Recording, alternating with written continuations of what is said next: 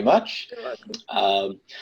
So continuing on, now focusing on what are the standards that we're going to use to measure the aspects of the game that we chose. And let's start out by understanding that from our perspective, there were two standards. One standard for, and let's use a skill of reception, for example. There was an objective number. We had to determine how many reception attempts would be in system versus out of system before we were able to say that this player was efficient in serve receive. And so there's an objective number. We could say it's 50%, 60%, 70%. And those changes, those numbers will vary with, again, your team, your player, and your goals, your opponents, your schedule, the area of the country that you're in, the strength of the game overall. So what does it take to win? It may be 30% passing, 50% passing, 70% passing. So there's an objective statistic that you'll want to rely on.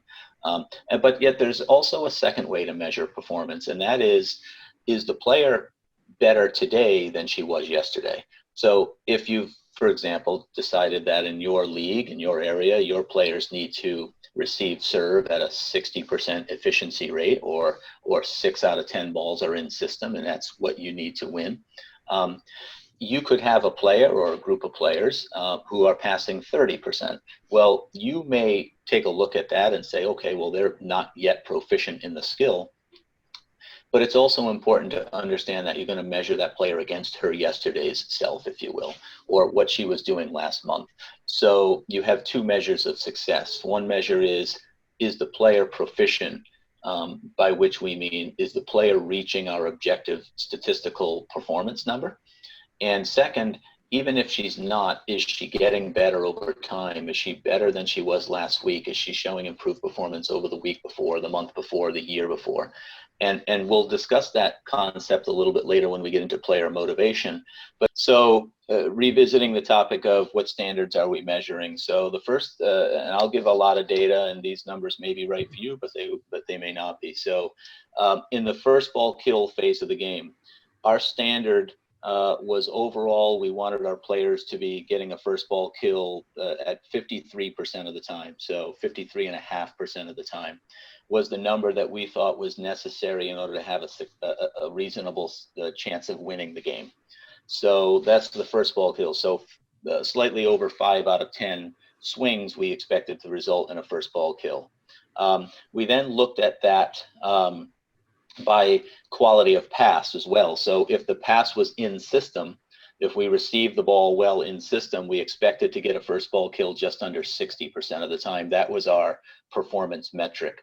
And we measured a player's offensive proficiency, if you will, by whether she was hitting that standard or close to it or below it.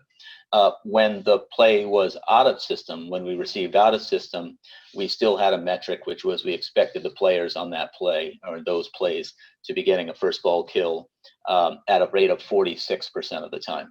So a little above and a little below, depending on whether we had an in-system or a service reception.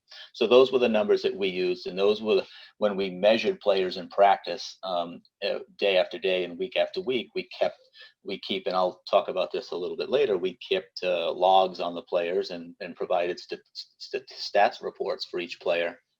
And we were able to measure that player's proficiency or not with first ball kill. Of course, as coaches, we were doing more than that. We then asked ourselves, well, why? And that was a process where we were watching the player play.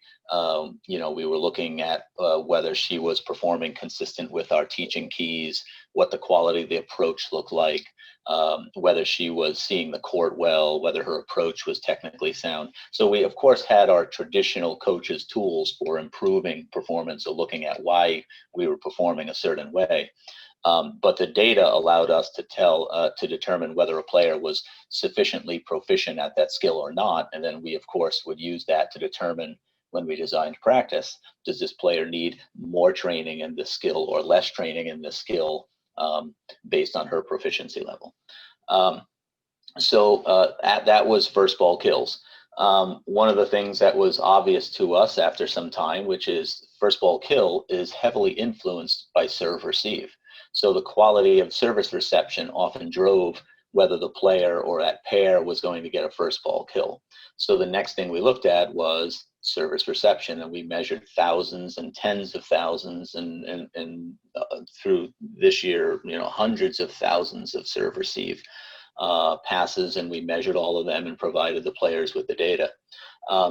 And what we found was we needed serve receive passing to be at least 60% in system.